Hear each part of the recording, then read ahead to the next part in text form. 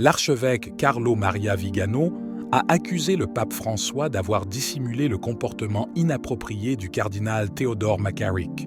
De plus, bien que plus grave, il a accusé le pape d'actes immoraux similaires lorsqu'il était à la Compagnie de Jésus en Argentine. L'accusation portée par Mgr Vigano contre le pape François est présentée comme une opinion impopulaire dans un contexte de questions controversées.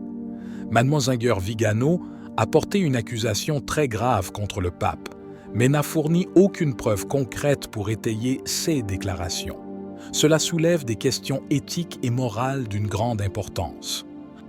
Lorsqu'il s'agit d'allégations d'une telle gravité, il est essentiel qu'elles soient étayées par des preuves solides. Sans preuves, vous risquez de franchir une ligne morale critique.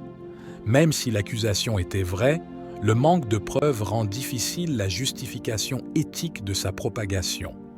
Des accusations infondées peuvent gravement nuire à la réputation des personnes impliquées et créer de profondes divisions au sein de la communauté.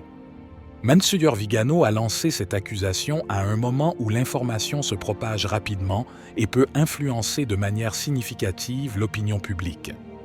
Une accusation de cette ampleur, si elle n'est pas suffisamment étayée par des preuves, risque de générer de la confusion et des soupçons infondés, sapant ainsi la confiance dans les institutions ecclésiastiques.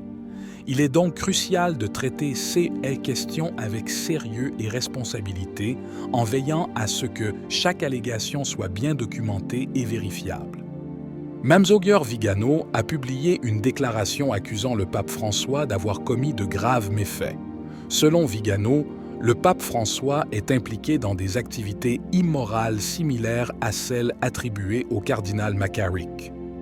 Pour nous interdire Theodore McCarrick, autrefois un éminent cardinal de l'Église catholique, a été au centre de l'un des scandales d'abus sexuels les plus graves de l'histoire récente de l'Église. Dans sa déclaration, Mgr Vigano affirme que lors d'une rencontre le 23 juin 2013 avec le pape François, ce dernier lui a soudainement demandé des informations sur le cardinal McCarrick. Vigano a répondu que McCarrick avait corrompu des générations de séminaristes et qu'il existait un dossier détaillé concernant ses activités. La réaction du pape François, qualifiée d'impassible et suivie d'un changement immédiat de sujet, a été interprétée par Vigano comme un signe de complicité ou d'indifférence à l'égard des accusations portées contre McCarrick.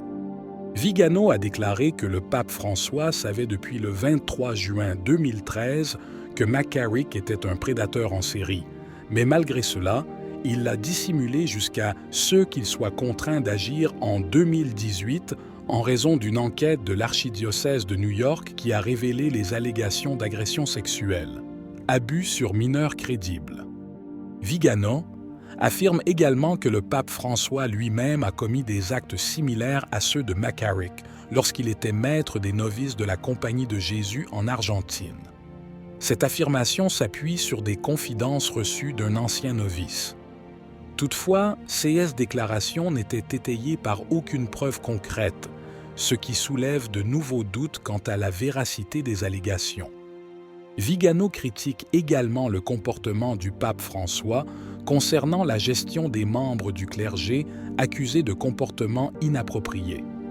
Il cite en exemple la promotion du cardinal Blaž Kupić, connu pour ses positions progressistes, et d'autres membres du clergé impliqués dans des scandales. Selon Vigano, ces promotions indiquent une tentative délibérée d'infiltrer et de corrompre l'Église. En outre, Vigano accuse le pape François d'être impliqué dans un programme de corruption du clergé à travers la promotion de prêtres et de séminaristes ayant des orientations sexuelles non conformes à la doctrine de l'Église. Il affirme que le pape tente de normaliser ces comportements afin d'ouvrir la voie à leur légalisation également sur le plan civil. Vigano estime que ce projet fait partie d'un plan plus vaste visant à modifier la structure morale et doctrinale de l'Église catholique. Vigano a demandé aux cardinaux et aux évêques américains d'enquêter pour savoir si le pape avait refusé de lancer une enquête du Vatican sur les crimes de McCarrick et sur les responsabilités de ceux qui les ont dissimulés. Il a également exhorté le cardinal Mark Ouellet à témoigner de la vérité sur McCarrick et à rendre publics les documents incriminants. Le manque de preuves concrètes pour étayer ces accusations rend la situation particulièrement complexe. Tandis que certains croyants soutiennent les affirmations de Vigano, d'autres demandent des preuves plus solides avant de tirer des conclusions définitives. Ce débat reflète la tension au sein de l'Église concernant la transparence et la responsabilité. Les déclarations de Vigano ont eu un impact significatif et immédiat sur la communauté catholique mondiale. D'un côté, certains croyants et commentateurs ont exprimé leur soutien aux déclarations de Vigano, estimant qu'elles reflétaient des préoccupations légitimes concernant le leadership du pape François. 6 partisans réclament une enquête approfondie et transparente sur les propos de Vigano. D'un autre côté, de nombreux membres de la communauté catholique réclament des preuves concrètes pour étayer les accusations portées par l'archevêque. Le manque de preuves tangibles fait qu'il est difficile pour beaucoup d'accepter sans réserve les affirmations de Vigano. Cette demande de preuves est considérée comme essentielle pour maintenir l'intégrité et la crédibilité des allégations, ainsi que pour éviter de tomber dans de simples rumeurs ou calomnies. Les accusations de Vigano ont également suscité d'importantes discussions sur la nécessité de transparence et de responsabilité au sein de l'Église catholique. Le traitement des allégations de comportements inappropriés au sein du clergé et les décisions de promotion des dirigeants de l'Église font désormais l'objet d'un examen minutieux. Cette situation a conduit de nombreuses personnes à réclamer des réformes et des mesures plus strictes pour garantir que les allégations de mauvaise conduite soient traitées de manière équitable et transparente.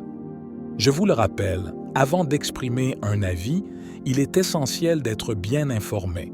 Je vous invite à lire différentes sources pour avoir une vision complète et impartiale des faits. Par exemple, des articles du National Catholic Register et de Big Think offrent des détails approfondis sur les accusations de Vigano et les réponses du Vatican. N'oubliez pas que nous abordons des sujets très sensibles qui touchent profondément de nombreuses personnes. Nous gardons toujours un ton respectueux envers toutes les parties impliquées, en évitant les insultes et les attaques personnelles. Essayons d'être constructifs dans nos commentaires. En plus d'exprimer nos opinions, nous essayons de proposer des solutions ou des actions qui pourraient aider l'Église à mieux gérer des situations similaires à l'avenir. La diversité des opinions peut enrichir le débat. Écoutons attentivement même ceux qui ont des points de vue différents des nôtres en cherchant à comprendre leurs raisons et en répondant de manière réfléchie. Si vous avez aimé la vidéo, commentez Amen. Que Dieu te bénisse.